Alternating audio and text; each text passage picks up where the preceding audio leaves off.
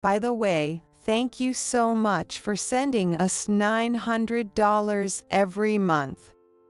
It was supposed to be a simple expression of gratitude over the phone.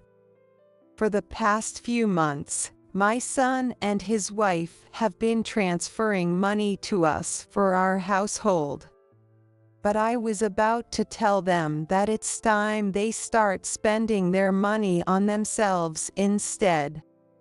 However, my son's wife, Marie, responded in a way I didn't expect. Huh? We haven't been sending anything.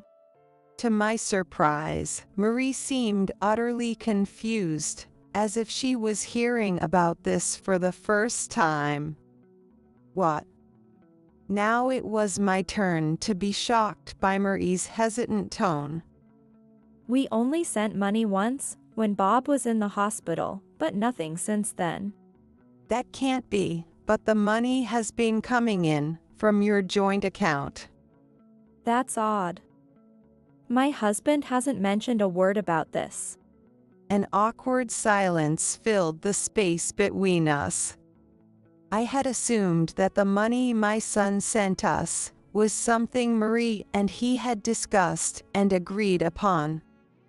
They are a married couple, after all, so it only made sense that they would talk things over and decide on an amount to send us for our living expenses.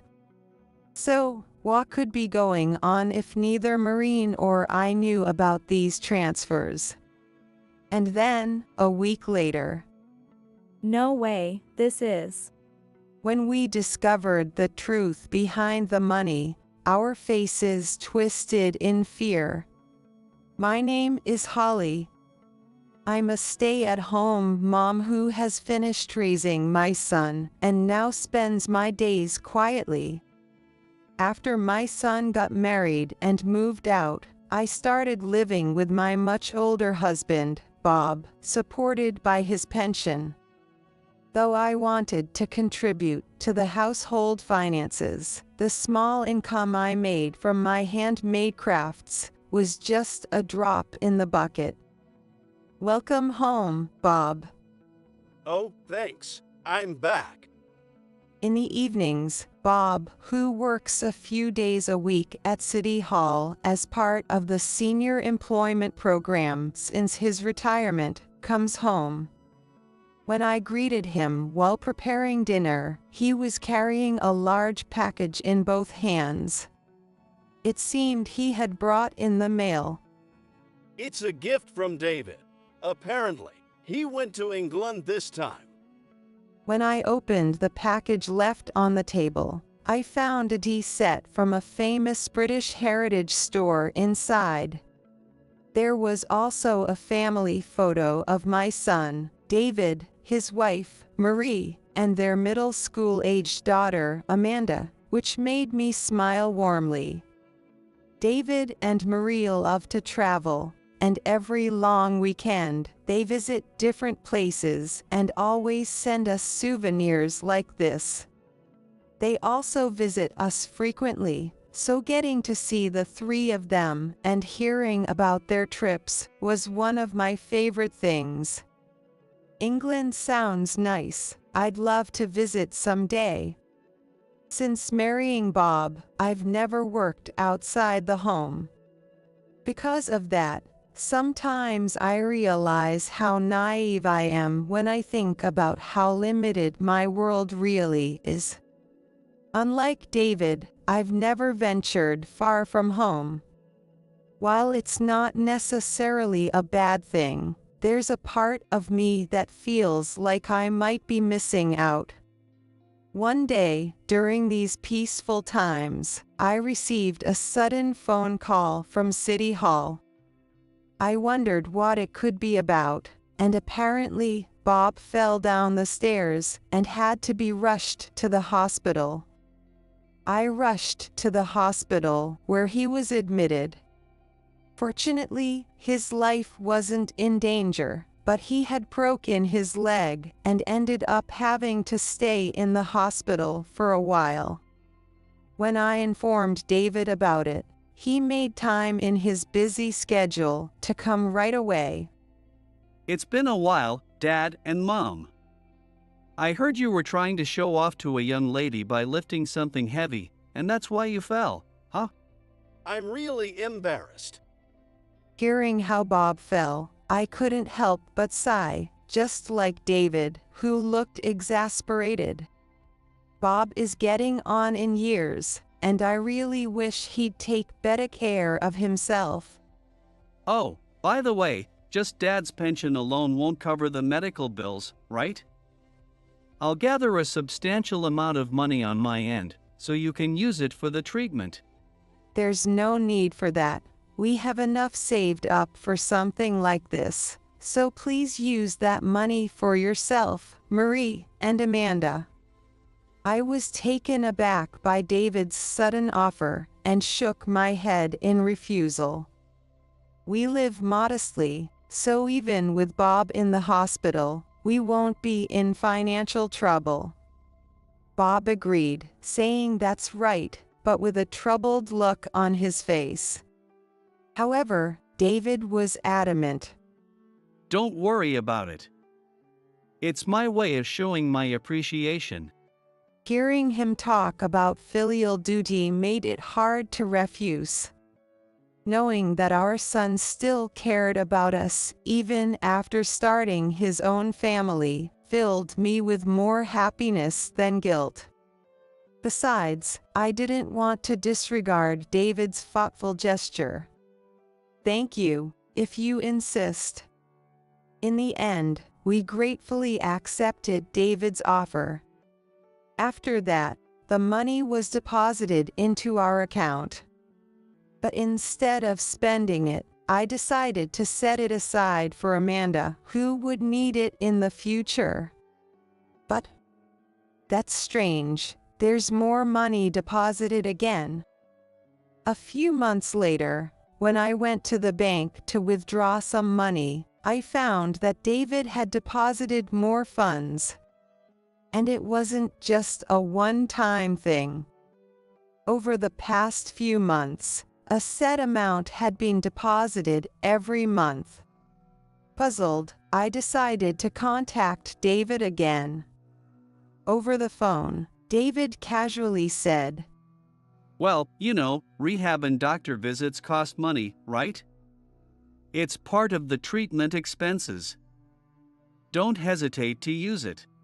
Oh no, it's really fine. The money you gave us before has helped a lot. Please use it for your family. You and Dad are part of my family too. Besides, it's my personal money, so don't worry about it. But, I'd prefer if you didn't mention it to Marie. She might feel awkward about it. No matter how many times I tried to refuse, David insisted that we keep the money. While I appreciated his kindness, it didn't feel right to accept more money when we didn't need it. I knew David was doing well at a prestigious company, earning a good salary, but I still wished he would save for a rainy day. So, I decided to discuss the matter with Bob again. I brought it up while he was relaxing in the living room, enjoying a cup of coffee after being discharged from the hospital. I appreciate David's thoughtfulness, but I think it's time to stop accepting the money. I made it clear that I didn't want to disregard David's feelings. Bob nodded in agreement. Yeah, you're right. I'm walking fine now, too. It had been a few months since his discharge, and although he couldn't run or lift heavy objects, Bob had recovered enough to manage his daily activities without issue. Neither of us had any chronic illnesses, and aside from regular checkups, there was no need for frequent doctor visits.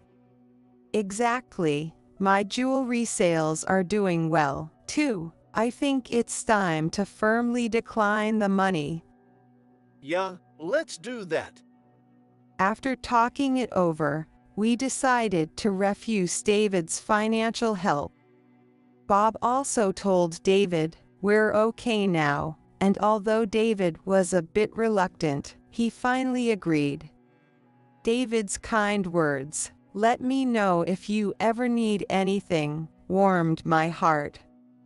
But the very next day, I noticed that another deposit had been made. This time, it wasn't into our usual account, but into the one my husband and I had set up for savings. "Oh, he sent money again." I told him it wasn't necessary. The sender was, of course, David, and I couldn't help but feel exasperated by his persistence. But then, a sense of unease began to grow within me. This savings account is primarily managed by Bob. And the amount David had been sending, $900 a month, was significant, continuing ever since Bob's hospitalization. That's odd. Bob never mentioned anything about this. If David were going to send money, wouldn't it make more sense to transfer it to our checking account for daily expenses? It almost felt like something was being hidden from me in this savings account that I rarely check. Surely not. I quickly dismissed the unsettling thought that crossed my mind.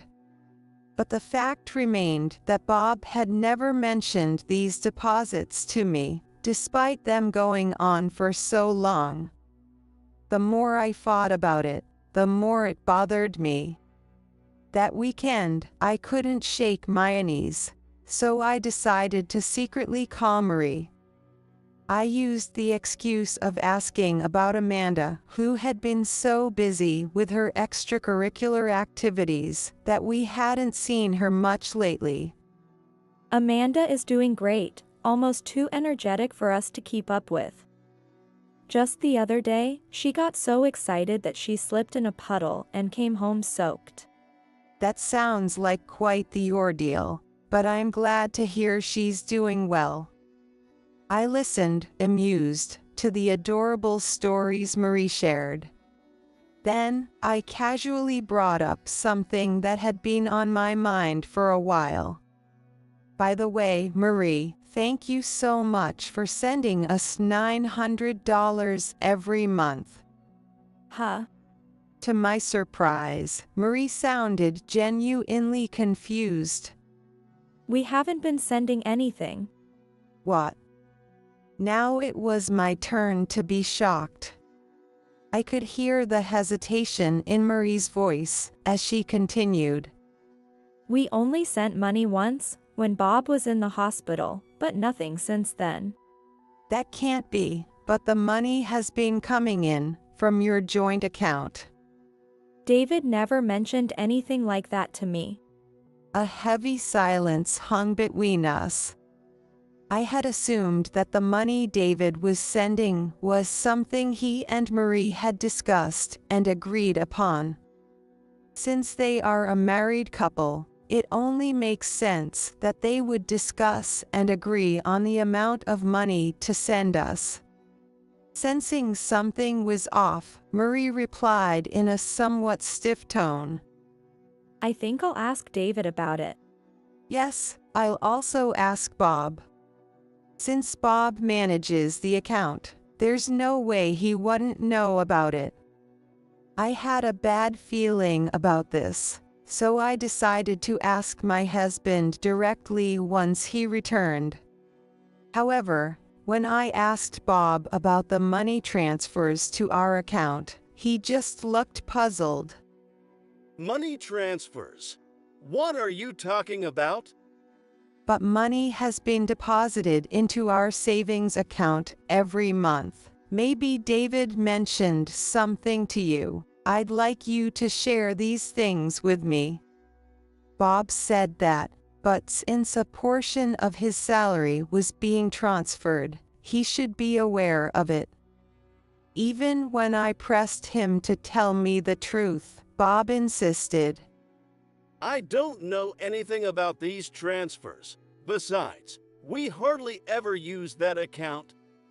That's true, but Bob, clearly frustrated, stood up abruptly and walked out of the living room with heavy footsteps. In the end, I couldn't get any useful information, and my questions remained unanswered. A few days later, Marie contacted me, asking if we could meet in person. She didn't specify the reason, but I assumed it was about the mysterious money transfers. So I chose a day when Bob wouldn't be home, and we decided to meet at a nearby cafe. When Marie arrived alone at the cafe, she had a troubled expression on her face. When I told her that I got nothing from Bob after asking him, her expression grew even darker. "And what about on your end, Marie?" David also said he hasn't been sending anything. The result, which I had somewhat expected, left me speechless. Suspicion began to build up inside me. Could they really be hiding something from us? But it seems money is being transferred from the account David often uses. Yes, I secretly brought the statement with me, and sure enough, $900 has been deposited every month. I took out the savings account statement I had brought from home. Marie also showed me a photo of David's statement, and indeed, there were records of the transfers. Does this mean that David and Bob are hiding something from us? I want to believe that's not the case, but it's strange that they won't admit to the money transfers when the transactions are clearly recorded. Even if there's some innocent exchange between them, why wouldn't they tell me or Marie about it?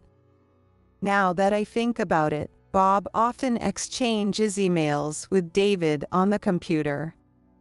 As we both sat there, puzzled, a thought suddenly struck me. I hate to do this, and I don't want to doubt Bob, but maybe we should take a look. Yes. I'm curious too. Bob is at work today, right? Mind if I join you? Of course, I'd actually appreciate it. Marie seemed just as concerned as I was, nodding seriously. So, we quickly headed back home and decided to check Bob's computer before he returned. Since marrying Bob, this was the first time I had done something like this. Even though we are married, we've always respected each other's personal space. As I reached to turn on the computer, my hand trembled. Noticing this, Marie gently rubbed my back to comfort me. It'll be okay. Maybe they're just secretly saving up for a surprise trip or something like that. You're right. If that's the case, we'll just pretend we didn't see anything. Marie's warm words eased my tension a bit. It's true. I had let my mind wander into negative thoughts, but maybe they were just planning something nice together. With a renewed mindset, I opened the email inbox. But our small hope was shattered in the next moment. Oh, what's this attachment in the email? The emails between Bob and David seemed ordinary enough, just updates on daily life, nothing suspicious. But then I noticed a phrase at the end, as usual, and saw some files attached. When I opened those files, both of us gasped. What? Marie's voice rang out, louder than usual. It was understandable. The files appeared to be surreptitious photos of Marie and Amanda. Is this? Me?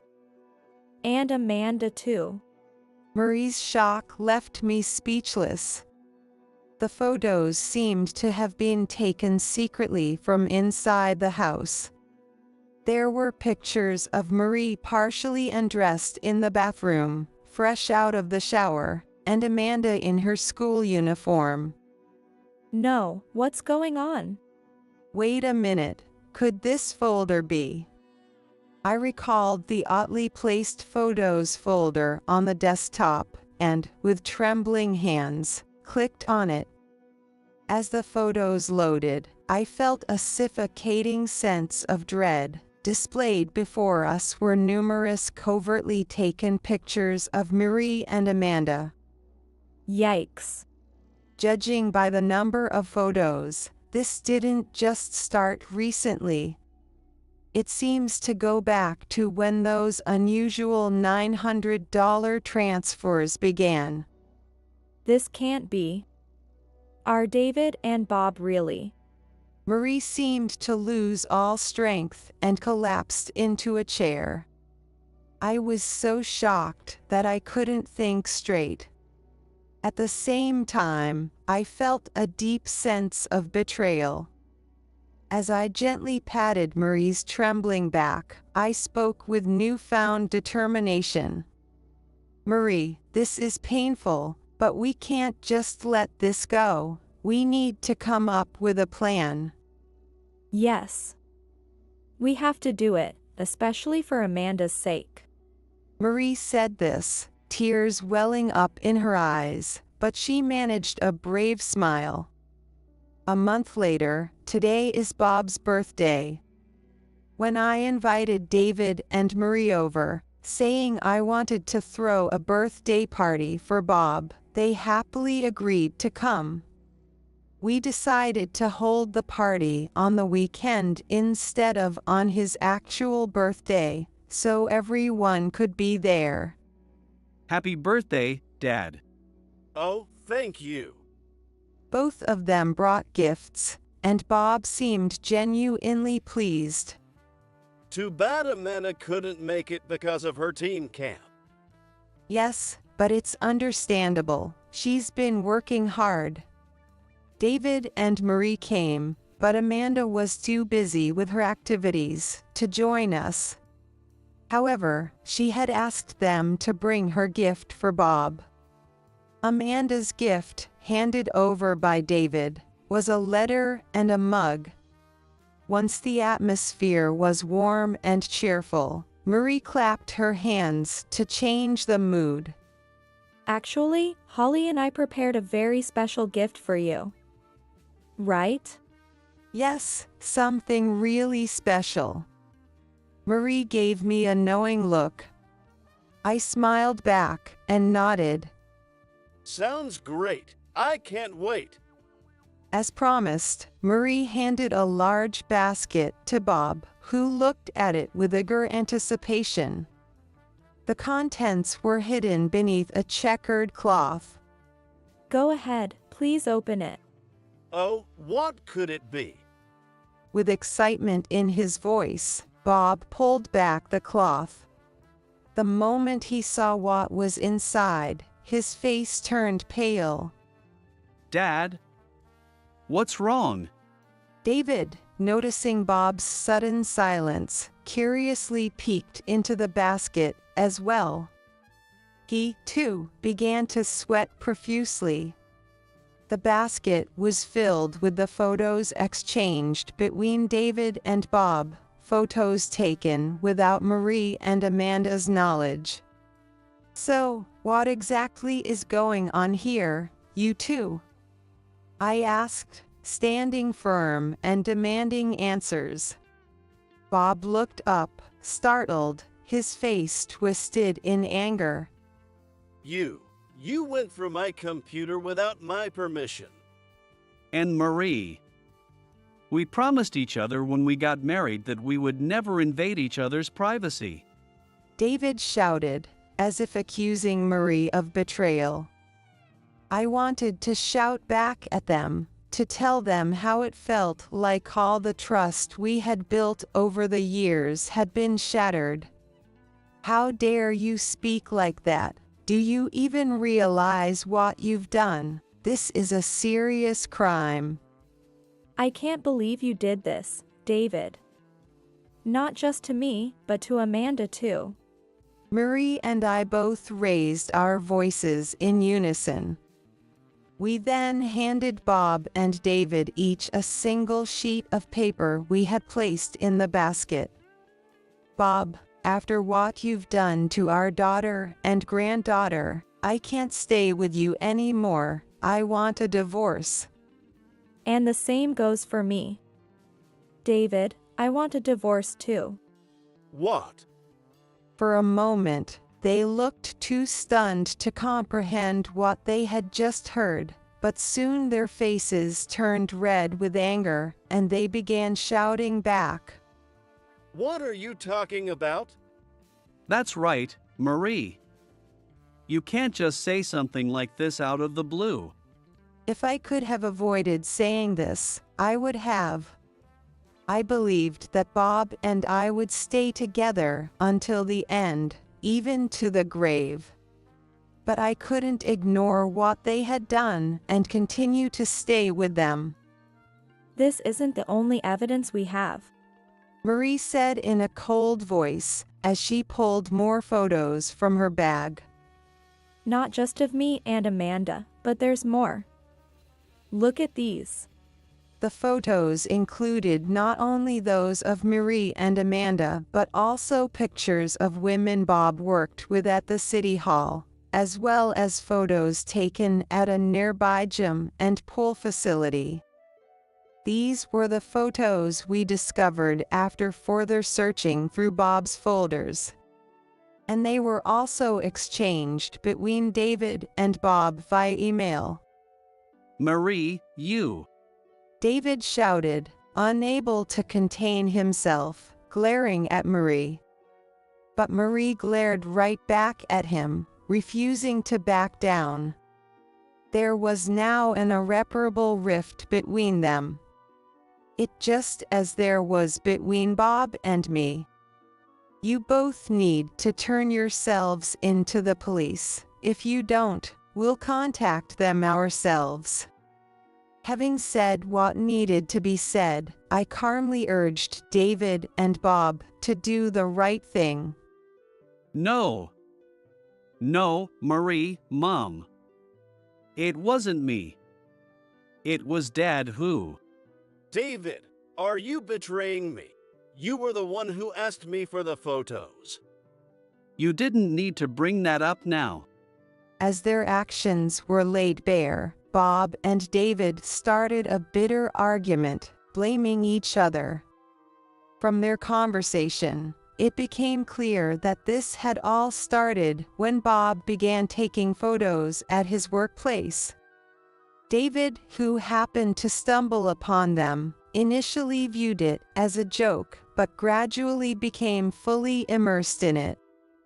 He then began asking Bob for more photos, offering money in return.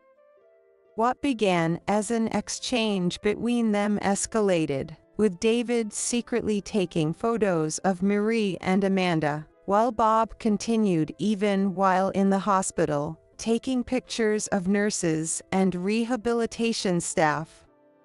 And ironically, I ended up witnessing that money exchange myself. Marie, please, give me another chance. I'll never do anything like this again. David pleaded, almost in a scream, clinging to Marie. But Marie, with a voice as cold as ice, rejected him. No. Even just once, you betrayed me and our daughter. Why would I want to stay with someone like that? That's exactly how I feel, Bob. I still found it hard to believe that my husband and son could have done something so horrific.